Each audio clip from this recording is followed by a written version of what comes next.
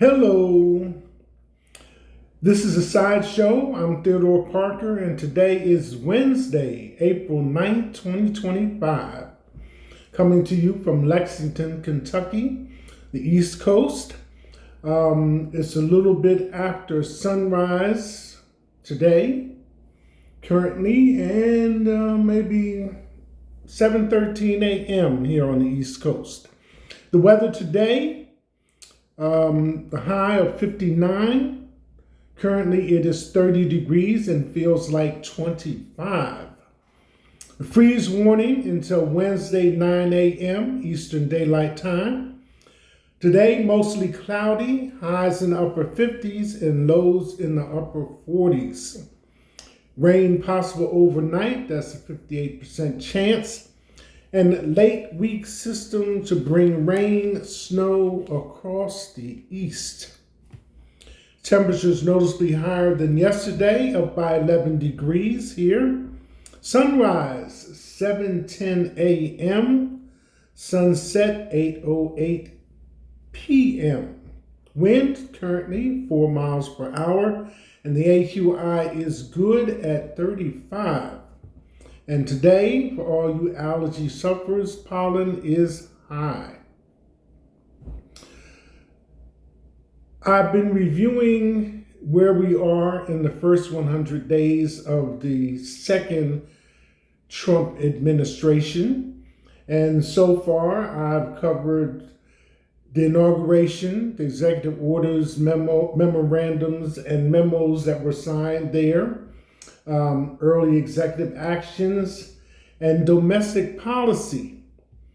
So today, we cover tariffs since tomorrow's 10th, and also take a look at diversity, equity, and inclusion. So let's get started.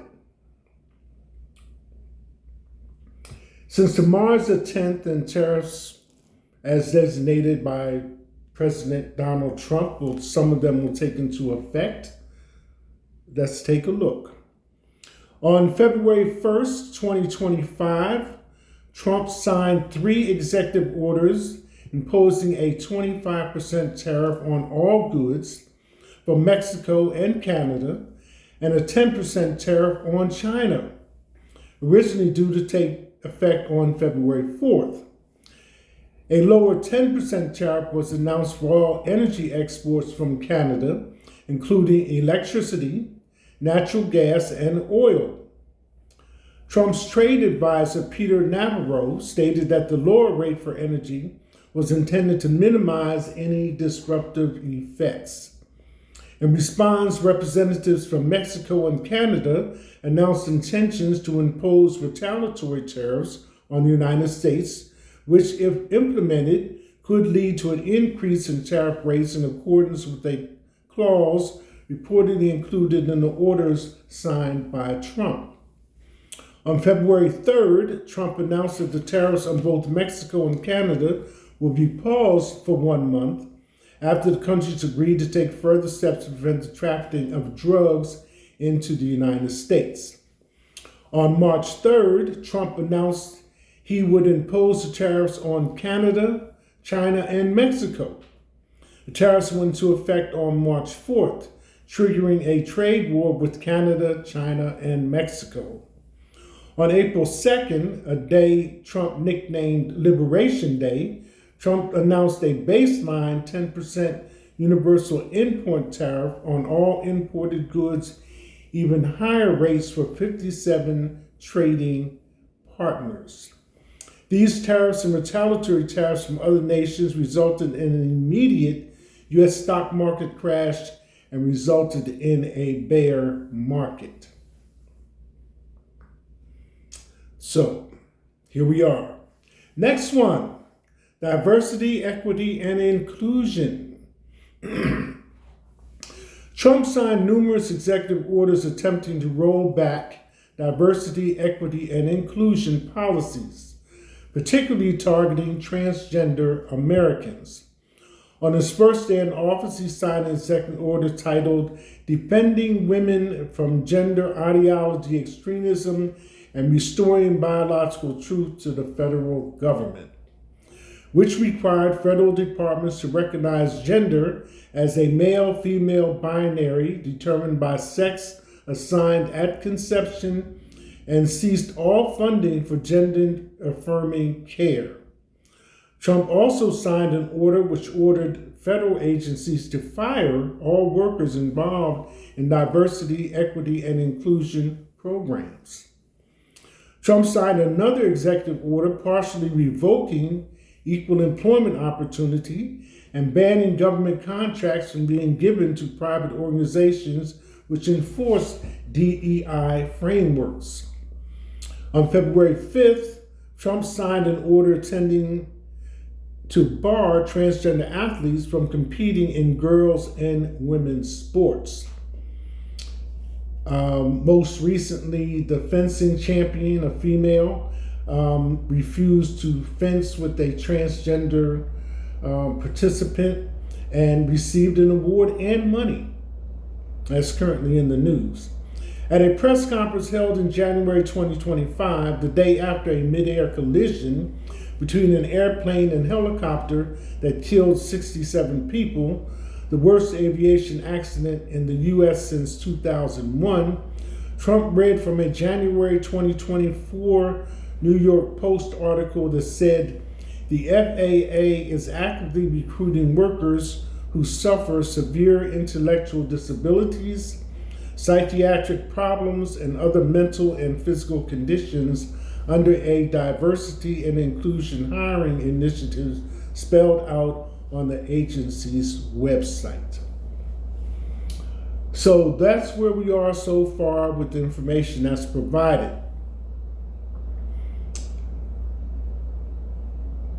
So you can have your own opinions. I'm sure some of the things that I've covered have touched you in some way, somewhere.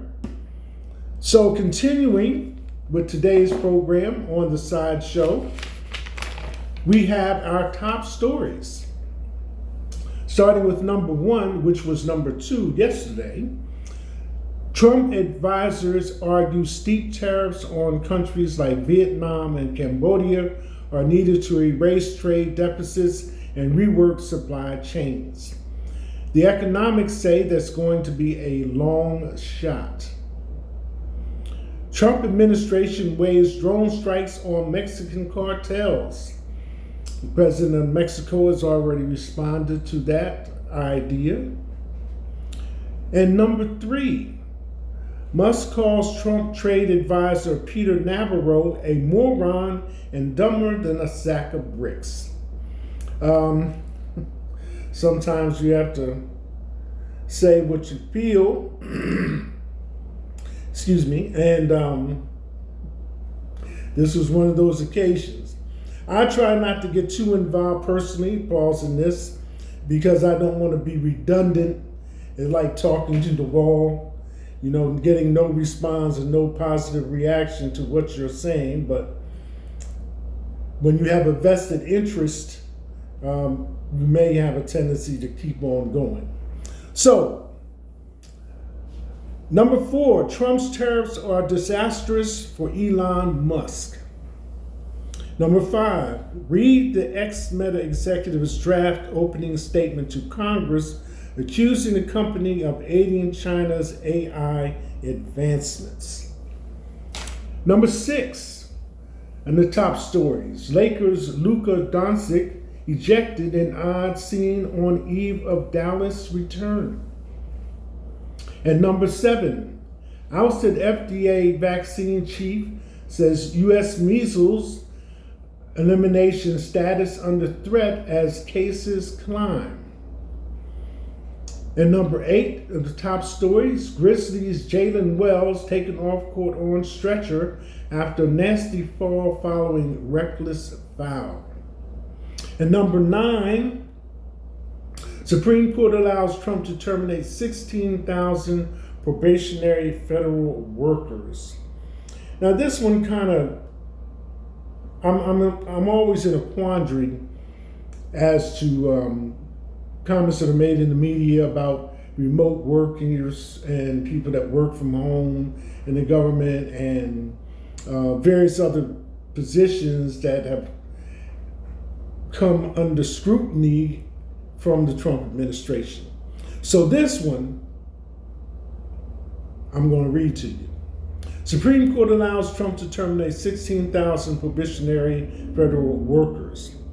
The Supreme Court on Tuesday said the Trump administration can move forward with the termination of 16,000 probationary federal workers across 6 agencies and departments, rescinding a lower court order that they may be reinstated as litigation challenging the layoffs continues. In a brief unsigned order, the court said the 9 labor unions and nonprofit groups that challenged the firings lack standing in the matter. The group's allegations of harm are presently insufficient to support the organization's standing, the order read.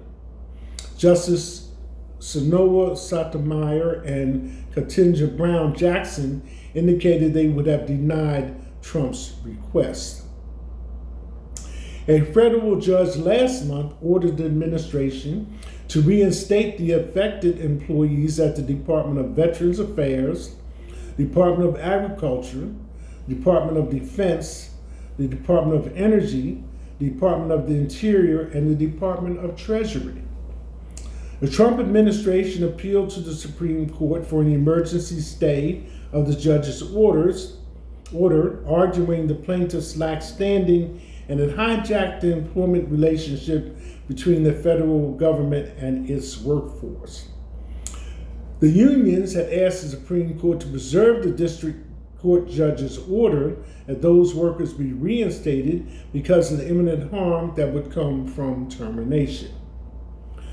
Because probationary employees include not only those new to the government, but also those recently promoted, agencies lost experienced individuals and directors of programs and were left with arbitrary and unexpected gaps in critical functions, they wrote in their brief. The reverberations throughout agencies and impacts on services were dramatic and immediate. On Tuesday, the coalition of unions called the Supreme Court order deeply disappointing and vowed to continue fighting the terminations.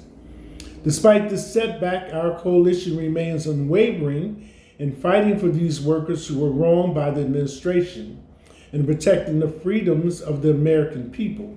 This battle is far from over, the coalition said in a statement.